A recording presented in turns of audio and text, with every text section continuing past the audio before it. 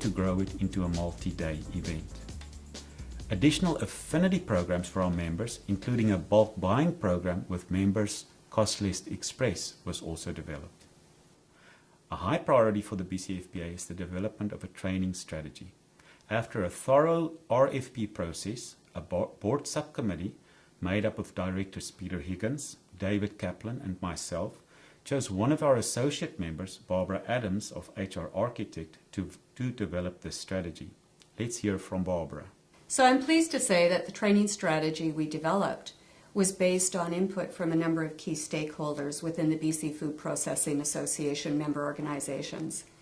And the overall goal of that training strategy was really to develop a professional development program that would enhance the competencies of the employees within these member organizations and therefore contribute to the bottom line of these organizations. So what were our goals for this training strategy? One is to enhance the competencies of employees within the food industry of BC. Two is what we wanted to do is start delivering that training as soon as possible, and we wanted it to be tested and we wanted it to layer into a point system that would allow you an objective measurement of the competency level developed by attending these workshops through the BC Food Processing Association. Another objective was to build the credibility of BC Food Processing Association professional development opportunities by making them as credible as possible, tested, evaluative, and really based on the needs of the employees within member organizations.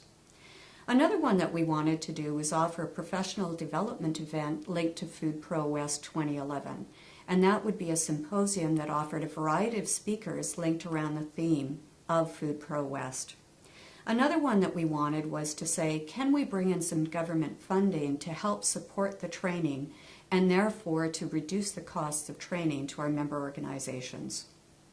And the other one is really, we view that as a training need that was confirmed through the training strategy assessment that would fulfill your needs and also contribute to promoting the revenue within the BC Food Processing Association, plus contribute to the development of your employees. As outflow of the training strategy, a leadership program is also being developed. This links with the coaching training I undertook during the last 2 years. The first product of this program will take the form of leadership roundtables to be launched as an affinity program in 2011. Since 2008, we have worked with BC Hydro to sign up food processors to the PowerSmart Energy Manager program. BC Hydro has generously offered the services of an energy manager to assess a plant's energy use and help them find savings, often with low-cost or no-cost solutions. This program is free.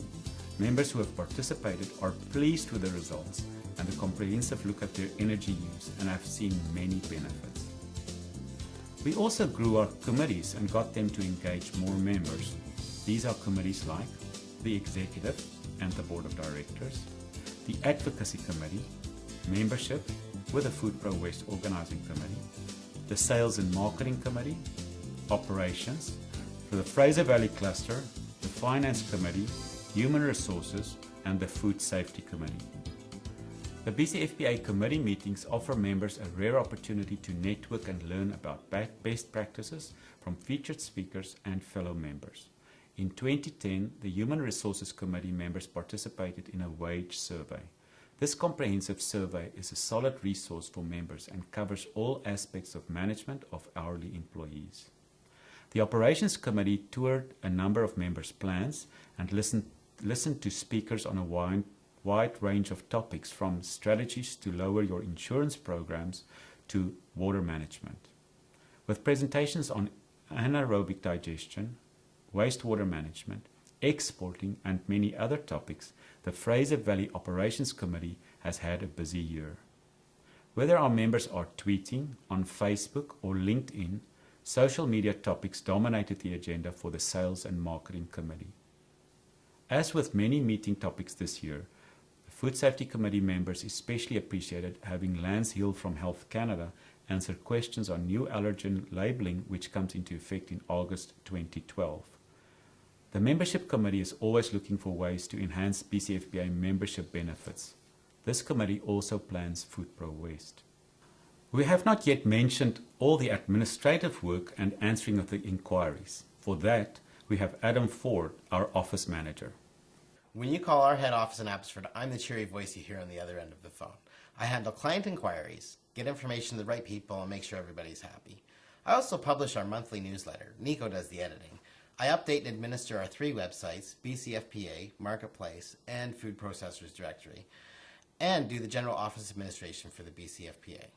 This year, in our continuing efforts to be as cost-effective as possible, I've also taken on the day-to-day bookkeeping so that the accountants can focus on what they are needed for most. Contact me if you need more information. We are very busy in the area of industry enhancement. We have also worked on issues and projects such as with the BC Ministry of Agriculture on the Ranching Task Force, the development of the newly minted Food Innovation Centre of British Columbia, what was previously called the Technology Centre, a project that BCFPA initiated and had led for many years.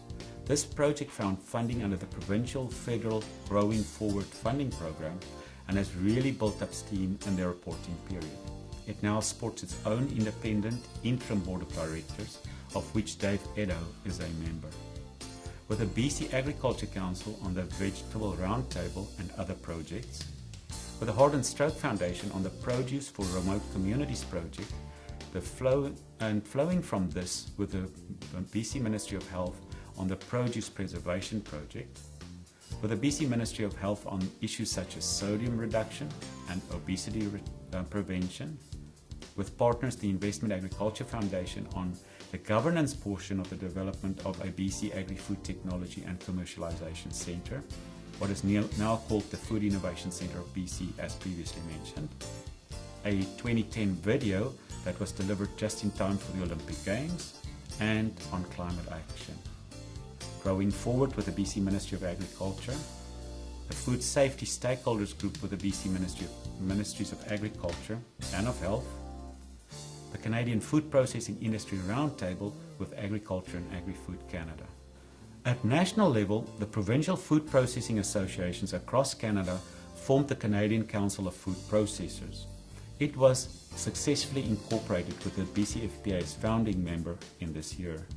We have been meeting regularly to discuss and work on federal issues and strategies. It has been remarkable how much we could help one another over provincial borders as peers and partners in one food processing industry. Our partners have been many, including the BC Ministries of Health, of Agriculture, of Advanced Education and Labour Market Development, of Community Development, of the Environment, and others. FIOSA, the Food Industry Occupational Safety Association, the BC Agriculture Council, the Canadian Council of Grocery Distributors and the Canadian Federation of Independent Grocers, and Investment Agriculture Foundation of British Columbia. And federally, with Agriculture and Agri-Food Canada, with Health Canada, with the Canadian Council of Food Processors, with the Food Processing HR Council, and others. We may be a small group of staff and contractors, but our projects go far and wide in serving the industry, and our membership is growing. I am very happy to report that the BCFPA is developing strongly and increasingly more effective in serving the BC food industry. From what you have seen in this presentation, I'm confident you will agree that much progress has been made in 2010. We are looking forward to making great contributions to the continued growth in the industry that feeds us all, the industry we all hold dear. I thank you for your attention and for your continued contributions helping grow the food processing industry in British Columbia.